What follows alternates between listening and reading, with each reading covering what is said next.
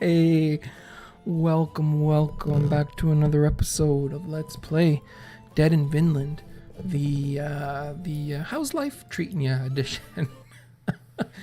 Oh, life. You know, they have all these expressions for life. Life is a journey and a cruel mistress, and all these things about life that you just pick the one that matches what's going on around you.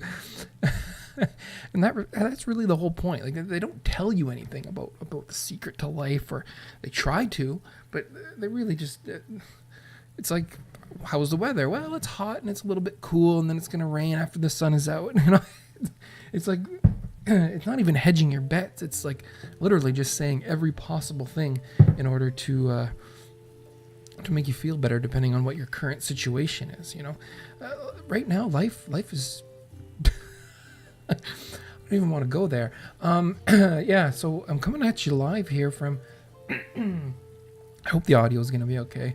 This is the first video recorded in the new domicile, 100 feet to the right from where we used to be. And it's a temporary setup, because I will end up in a different part of this house in a little bit, and I'm worried it's a little echoey right now. I can kind of hear myself, you know, that sort of remember when we thought this was the whole map? What a crazy time that was. So yeah, it's a little weird. I'm kind of off my game, so let's start with like a good old-fashioned coffee grating here. Oh, that's fresh, that's hot, it's filled with caffeine. Let me just double check here. Oh yeah, that's an A coffee. That's an A coffee to start off an A recording session, I hope. That's some good stuff. You stumble upon a large tree covered in fungus. It's the only nearby tree in such a state. You wonder why. Is it because of the golden sap leaking from the bark? Probably. We'll check that sap out. You check the sap. It's very sticky with a nice light amber color and a sugary smell. You lick the sap and it tastes amazing. It's sweet as honey. You lick the sap. Gather some. What are we going to get out of this? Mead? You empty your water gourd and fill it with the delicious liquid. If you leave it to ferment, it will produce a delightful mead. Nice. Okay, now let's check the fungus. Where is our harvester? There's no doubt about that. You look at the fungus attached to the bark, puzzled. You can't remember what they're used for. You scratch your head. Ah, it's tinder. Harvest the tinder. In case we accidentally let our fire go out again. You separate the tinder from the bark with a knife. It smells like apple? Really? In my experience, those things don't burn well at all. Maybe I've been picking the wrong ones or doing the wrong thing with them. Maybe they have to be prepared in some way, dried out properly. The tree is not in very good health, so finding good branches is tricky, but you're up to the challenge. You start selecting healthy wood. Let's finish this sucker off. Good piece of wood, pull it out of the trunk. How do you pull the wood out of the trunk? Careful not to dislodge any strange-looking fungus. Goodbye, tree. Nice knowing thee. Oh, wow, what is this? Body drilled with arrows. You stumble upon a corpse drilled with arrows. It was shot from behind. A strange blue marking is carved onto its skull. The rotting corpse is surrounded by skulls impaled on arrows. On arrows? You wonder where all the other bones went. Did someone steal them? But moreover, you wonder how the skulls ended up impaled this way. Take some bones. How is this going to come into play here? You don't feel any remorse when you pull out bones from the corpse. Have to do what one can to survive. Oh, nice. So we should be well ahead of the bone game now. Wait a minute. Why did we get food for these human corpses? You just shiver at the thought that if you die on this cursed island, your bones could be used as mere tools for another survivor. Take some more bones. This time we'll go with the scavenger over the wisdomer.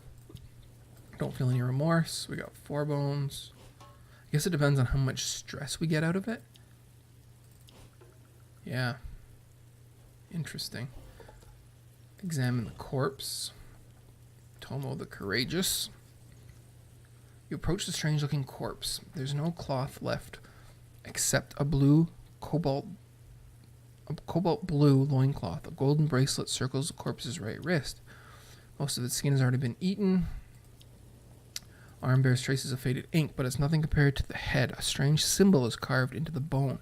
Azure pigment taints both skin and bone. Must have been very painful. What are we going to get? An item?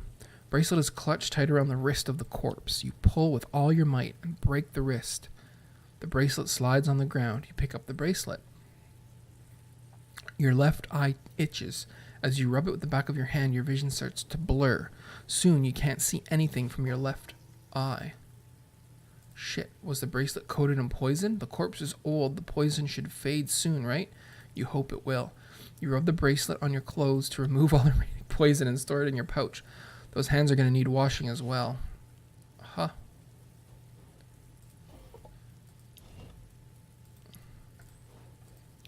Most of the arrows aren't broken. Easy if they weren't stuck in the bones. Pull. Both hands on the shaft. Put both hands on the shaft. 15 arrows. Excellent. Kari knows her way around an arrow shaft. Easy. Pull.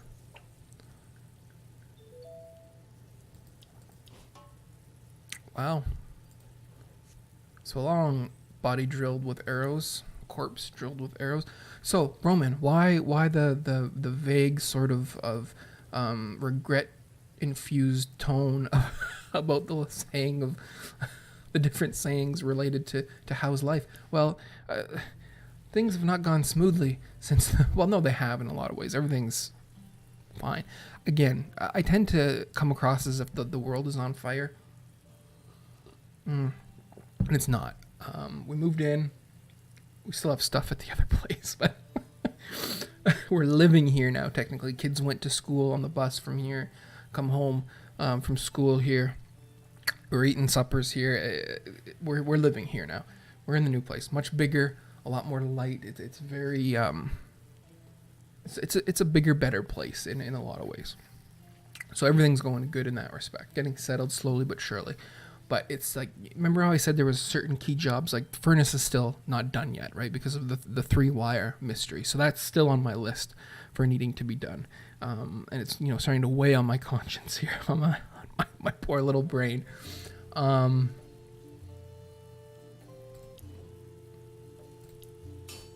other big job, removing the wood stove chimney. Oh yes, we were working our way towards battle. Yes, okay. So everybody got healed there. How's the food situation? We need to cook. We have nothing to cook. Okay. Yes, we were gonna double up on, okay, we're going for 3s of certain things. So the max damage, yes, 3.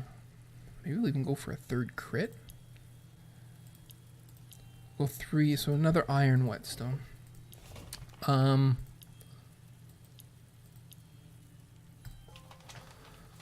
was I saying?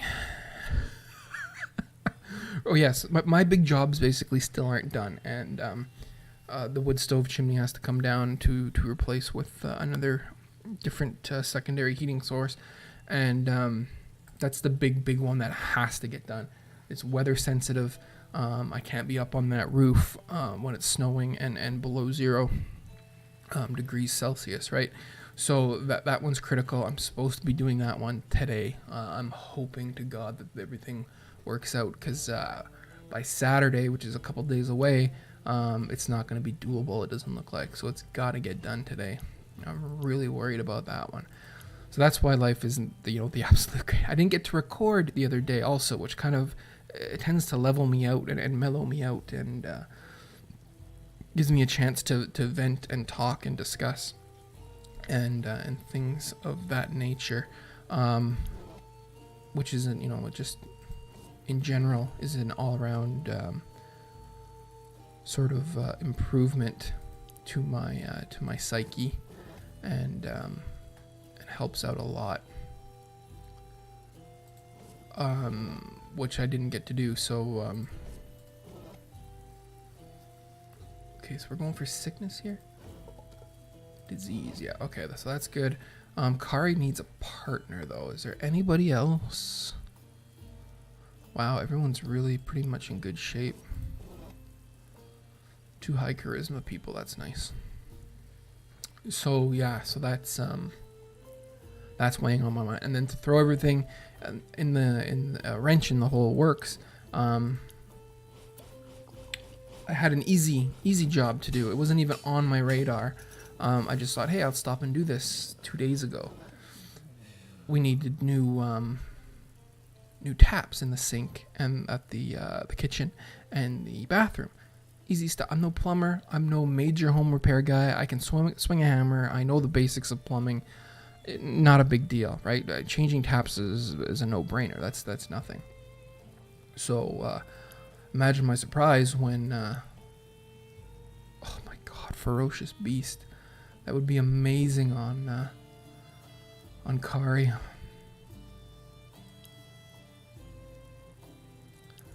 Imagine my surprise when 2 days later the taps still aren't changed, right? I went to the store, the local home improvement deal, and bought the taps. Splurged even on the kitchen tap, because my wife just redid the kitchen at the old place about a year ago. Bought this tap with that you can pull out and comes on a hose, and you can pull it out. I thought, oh, what a stupid thing. What does anybody need that for? What a stupid luxury. We've used that kitchen for about a year. I love that tap now. So I splurged at sort of the not quite as much money as my wife spent on the good one from the old place. But it was like a house brand of the same style where you pull out. And it's on a hose basically. The whole thing is, and you can put it back in its spot and you pull it out. And so I was like, oh, I'm going to do that. And then just a cheap bathroom tap to replace the cheap bathroom tap that was there. About $100 in taps, $120 in taps I spent 2 days ago. When I put the one in at the old house and the new kitchen at the old house, no problem. Any problem, bro? No problem. Took the old tap out, put the new tap in, attached the little supply lines. Easy as pie, right? No issues. Go to do that here. Well, they don't have the same sort of braided steel supply lines. No, they have this weird hard plastic crap, gray plastic that doesn't, it's got like a little compression fitting on the end, which I guess is good, but it doesn't, we have water? Okay. It doesn't flex, it doesn't bend. The steel braided stuff you can twist around in a helix almost if it's too long and make up the distance. And so the new taps come down and they're for some reason closer than the old taps were, and then you got the gray stuff and you're trying to match it and you can't, and it pinches and binds, and simplest job that you could possibly imagine ends up taking forever. Okay, that's fine, I guess. Fast forward to I turn the water back on, test the tap, and it's all chuggy and airy because of the pinch in the hot water line. I decide I'm gonna redo it. Cut the copper off, lower the thing, put a little fitting into it to make up the difference. Beautiful. Attach it back on so that the hot supply line isn't kinked. And go to turn the water on. There's no pressure. There's nothing. It's like, holy gee. And I'm leaving out all these stuff about the fact that the valves, the shutoff valves right underneath the kitchen sink were were seized, so I had to shut it off at the main. I'm leaving out a lot of the drama, which I don't think I'm overreacting on in this case. Simple job, replace taps. In the bathroom, similar story. Put in the new tap. That one went smooth. And you got to remember now, you're crawling down underneath the little doors, the little cabinet doors, and you're reaching up and it's dark and you get water. It's not the best job, but it's like a 20-minute of not good. And then you're done, or you're supposed to be done. And bathroom one went fine. By the end of the day, for some reason, the bathroom one also suddenly losing pressure. It had been fine, and then was now not fine. So I was a little perturbed at that. How long is she gonna be blinded for? Wow, there's no way of getting rid of it.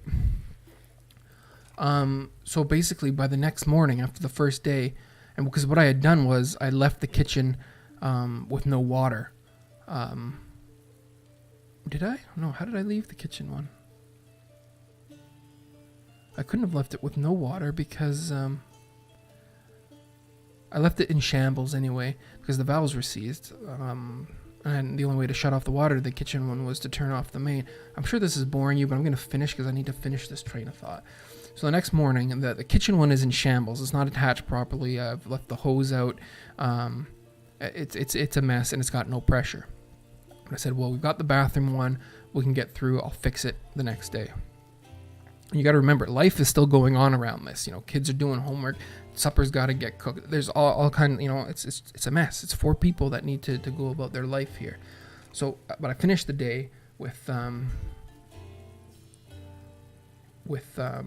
no kitchen tap, with the logic that I'll do it the next day. Makes sense. But by the end of that day, like late at night after everyone had gone to bed, I went to go brush my teeth in the bathroom tap, and it's lost pressure. Holy geez. So the next morning, I couldn't sleep that night. I said, what's gone wrong? Something's happened in the main. Maybe it's seized or stripped somehow. And when I opened it, I actually didn't open it back up all the way. So we're only getting like half to a quarter pressure that I should be getting. We're going to have to chop up the main now, maybe get a shut off from the city, from small town Canada, to shut off at the street so that I can fix the main. What a mess. I've never done that before. That's a little bit maybe outside my purview in basic plumbing repair, right? Start messing with the main shut off. That could lead to a huge disaster if I don't do it properly. So I'm panicking. I don't have a very good night.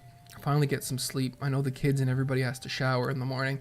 I'm just waiting to hear, oh, Dad, how come there's no water? I can't shower. I thought, oh, God, if that's the case, then I am screwed. But no, everything goes fine. Nobody mentions a peep about the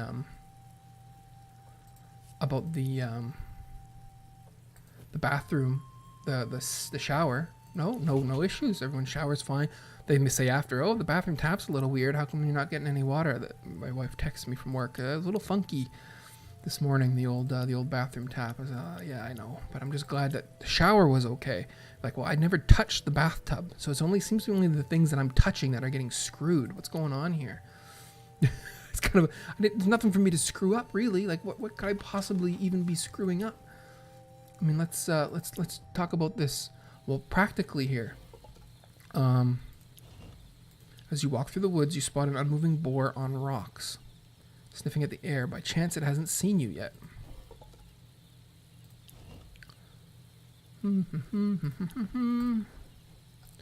Boar might be part of a herd. If you can situate it, it will be easier for you and your group to hunt it. So you wait until the animal begins to move and follow it discreetly.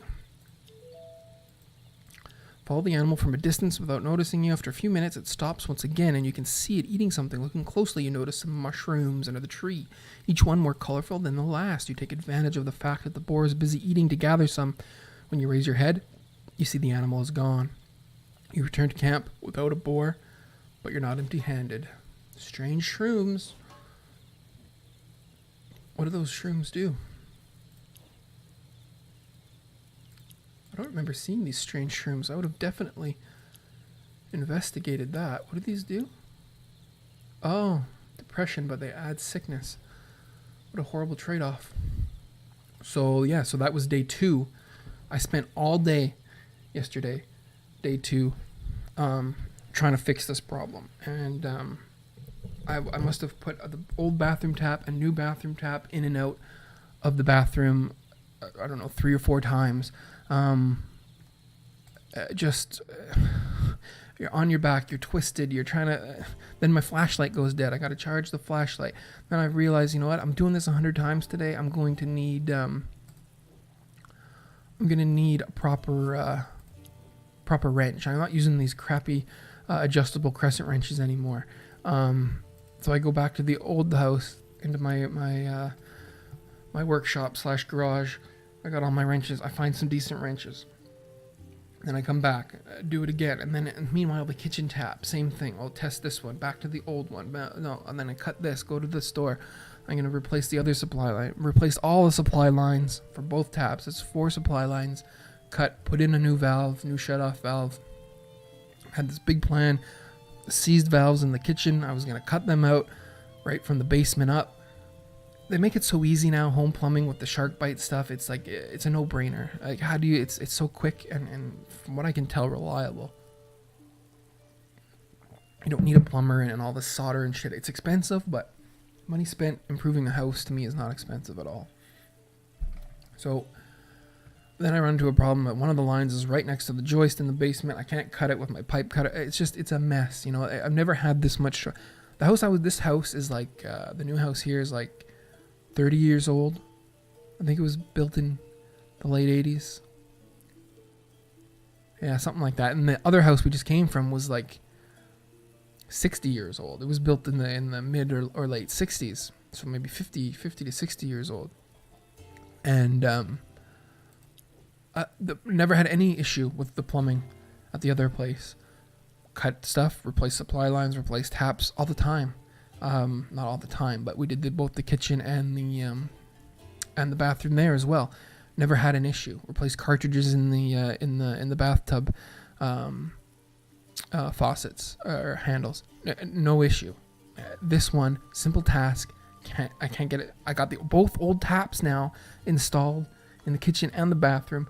Not attached because I'm not reattached. I threw out all the old corroded hardware to fully secure them to the countertop, so they're like kind of dangling there attached, so the water lines are feeding them, but it's a mess. And so when I say how's life treating you, and this wasn't even supposed to be an issue. I was supposed to be worried about chimneys and furnaces and things, and this is just now getting in the way and taking up all kinds of my time.